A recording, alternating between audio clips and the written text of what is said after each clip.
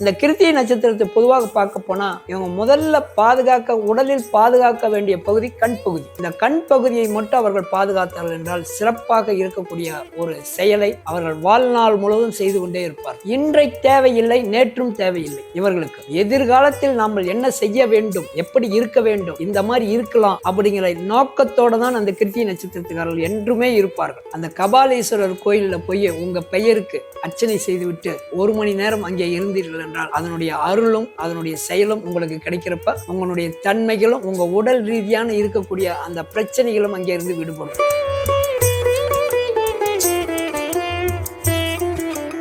Full on பக்தி channel நேயர்கள் அனைவருக்கும் வணக்கம். நான் பாலமுருகன், கோயம்புத்தூரிலிருந்து. இன்று 3வது நட்சத்திரமான கிருத்திகை நட்சத்திரம்.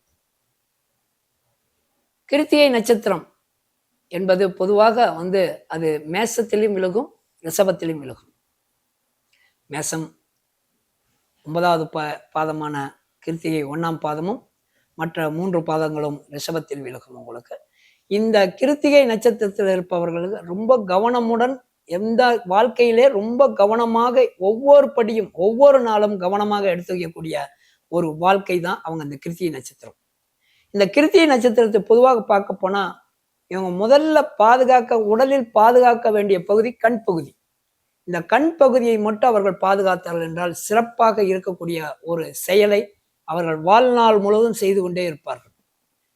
கண் தான் அவர்களுக்கு முக்கியம்.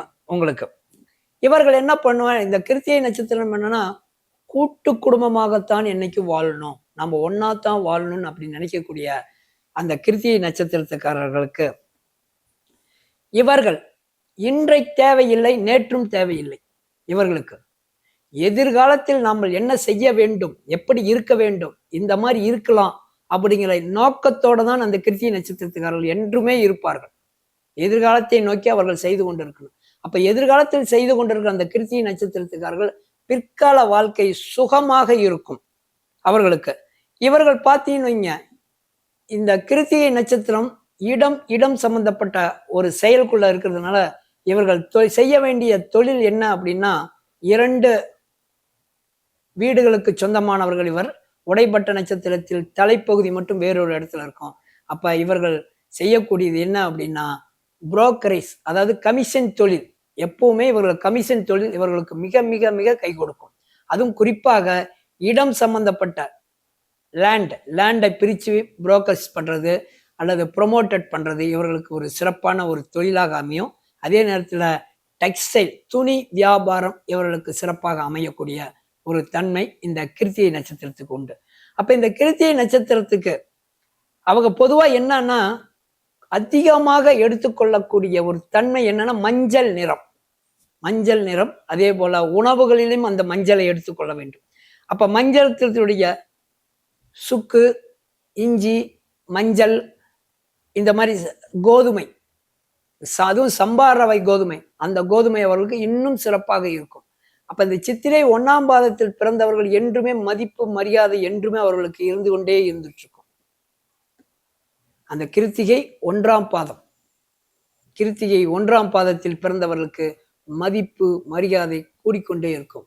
ஆனால் கிருத்திகை 2ஆம் பாதத்தில் பிறக்கிறவர்களுக்கு என்றுமே அவர்கள் ஒரு சில அந்த மரியாதை குறைவு, தலைகுனிவான ஒரு சிரமத்தை ஏற்படுத்தி கொண்டே இருக்கும் அவர்களுக்கு. அதே போல கிருத்திகை 3 என்ன செயல் செய்கிறார் என்பதை யாருக்குமே தெரியாது. அவர்கள் இந்த செயல்தான் செய்வார்கள் என்று யாருக்குமே தெரியாது. கிருத்திகை 4 என்பது தன்னுடைய வாழ்க்கையில் எல்லாம் நிறைவாக அடைந்து விட்டது, ஒவ்வொன்றும் நிறைவு பெற்று விட்டது என்று மன எண்ணத்திலே அவர்கள் இருந்து கொண்டிருப்பார்கள்.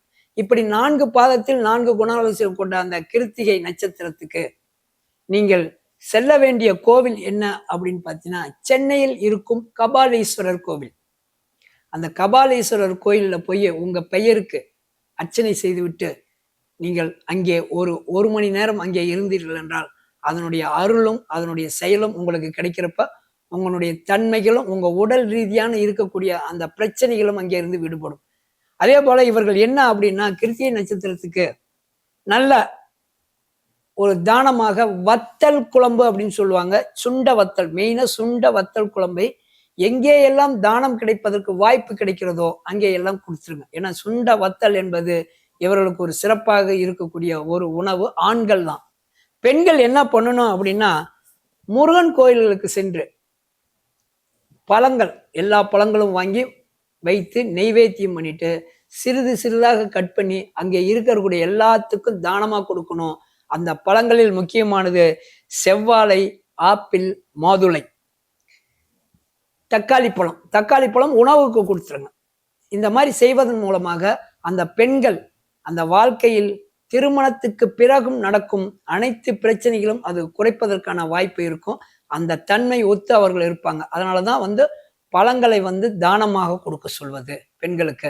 அதே போல அவர்கள் இந்த பரணி 3ஆம் பாதத்தில் அவர்கள் மறைமுகமாக செய்யக்கூடிய அந்த தன்மை எதுவுமே அவர்களுக்கு என்னன்னா தொழில் ரீதியாக அமையும். எப்படி அவர்களுக்கு காசு வருதுன்னு தெரியாது, தொழில எங்கிருந்து கிடைக்குதுன்னு தெரியாது. இதைத்தான் நம்ம புரோக்கரிஸ், அதாவது கமிஷன் ஏஜென்ட் அல்லது கமிஷன் ட்ரேடர்ஸ், இந்த மாதிரி ஒரு சில தொழில்கள் அவர்கள் செய்வதன் மூலமாக சிறப்பாக ஒரு பொருளாதாரம் அவர்களுக்கு கிடைக்கும். அந்த பரணி 3 என்பது ராஜ்ய அம்சம்னு பேர் அதுக்கு. அந்த ராஜ்ய அம்சத்தில் பிறந்தவர்கள் தொழில் சிறப்பாக இருக்கும். ஆனால் எங்கு இருந்து காசு வருகிறது? மறைமுக காசு. அப்ப இவர்களுக்கு மறைமுக காசு என்பது ஏஜென்சி அல்லது கமிஷன் ஏஜென்சி அல்லது ட்ரேடிங், இந்த மாதிரி மறைமுகத்திலிருந்து வருமானங்கள் வருது. அது ஜாதக ரீதியாக அவர்களுக்கு எப்படி இருக்கு, அதுக்கு தகுந்த மாதிரி அவங்களுக்கு பரிகாரம் சொல்லணும். இப்படிப்பட்ட இந்த கிருத்திகை நட்சத்திரத்துக்காரர்கள் என்றுமே அவர்கள் தன்னுடைய வாழ்வில் சிறப்பு பெற சென்னையில் இருக்கும் கபால ஈஸ்வரர் கோயிலுக்கு சென்று வழிபடுவதன் மூலமாக அவர்கள் வாழ்க்கை சிறப்படையக்கூடிய செயல்பாடுகள் இருக்கும். அப்படி செல்லும் பொழுது அவர்கள் வெள்ளிக்கிழமை நாளிலோ அல்லது திங்கட்கிழமை நாளிலோ சென்று வழிபட்டால் மிகவும் சிறப்பாக இருக்கும் என்பதை இந்த வாயிலாக உங்களுக்கு தெரிவித்துக் கொள்கிறேன். நன்றி, வணக்கம்.